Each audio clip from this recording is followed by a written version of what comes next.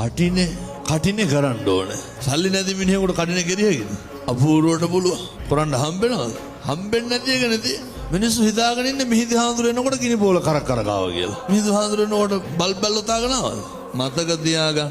සංස්කෘතිය රැකෙන්න ඕන. ආගමික අනන්‍යතාවයන් යම්කිසි විදියකින් තහවුරු වෙන්න ඕන. බහුතරය කටින පිංකම් කරනවා කියලා කියන්නේ කටින පෙරහැරවල් කරන එක. පෙරහැර වෙනයි කටින වෙන.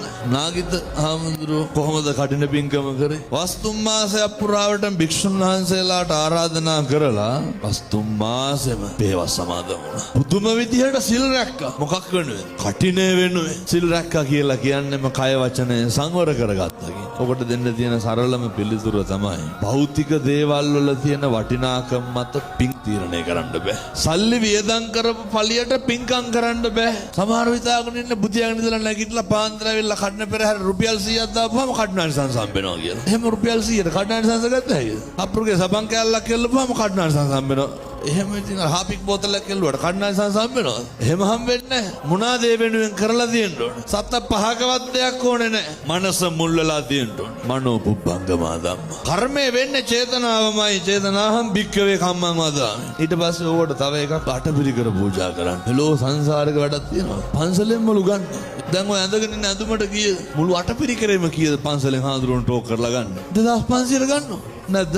ඇඳගෙන ඉන්න ඇඳුමම 3000ට වැඩි. අටපිරිකරේ 2500. පින්නතුනේ. ඔයත් හොඳටම දන්නවනේ ඔය කෑලියට රුපියල් 2500ට ගන්න බෑ කියලා. ඕකේ 2500ට වටිනාකමක් තියෙනවා. අර කොලේයි ඔය කාඩ්බෝඩ් ටික එක්කහුව කරපුවම 2500 යකඩ කෑලි පාත්‍රේ රෙදි කෑලි 2500ට හරියන්න මොනවා හරි ඔතලා තියෙනවා. අටපිරිකරේ වටිනාකමක් තියෙනවා. දැන් මේ පාර වස් සිවුරු පූජා කරනකොට සිවුරක් කීයද? 2000ද? සිවුරු කට්ටලයක්ම මහන් රුපියල් 15000ක් විතර යනවා. කොහොමද තියෙන්නේ අර අටම 2500ට ගන්න කඩේකේ? දන්නව නේද දඩ බොරුවක් කරන්නේ කියලා? මොකටද නංගේ? ඒව ගෙනල්ලා දීලා කියනවා මොනවාද? එහි බිකු මහණු උපසම්පදාව හම්බෙන්න ඕනලු. තව විසාකාට හම්බෙච්ච අර මාලේ හම්බෙන්න ඕනලු. රුපියල් 2500ට. පින්නතුනේ සිද්ධාලේප කුප්පියක් හරි කමක් නැහැ. මතක තියාගන්න. ජීවිතේ බැරි වුණත් කමක් නැහැ ඔය කරගන්න. තියෙන්නේ ඇල්වතුරු වීදුරුවක් නම් ඒක හරි ගෞරවයෙන් දෙන්න. එච්චරයි.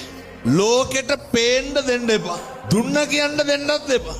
මම මේක ඉගෙන ගත්තේ පිළිකා හැදිච්ච තාත්තා කෙනෙක්ගෙන්. කටින පිංකමක් දවසක සිද්ධාලේප කුප්පි 4ක් අරගෙන ඇවිල්ලා කෙළවරේ හිටපු පොඩි හාමුදුරු 4 දෙනාට පූජා කරා. අපේ අම්මලාට තාත්තලා ලෙඩක් තියෙනවනේ ගේනව සේරම ලොකු හාමුදුරුවන්ට දෙන්න ඕන කියලා.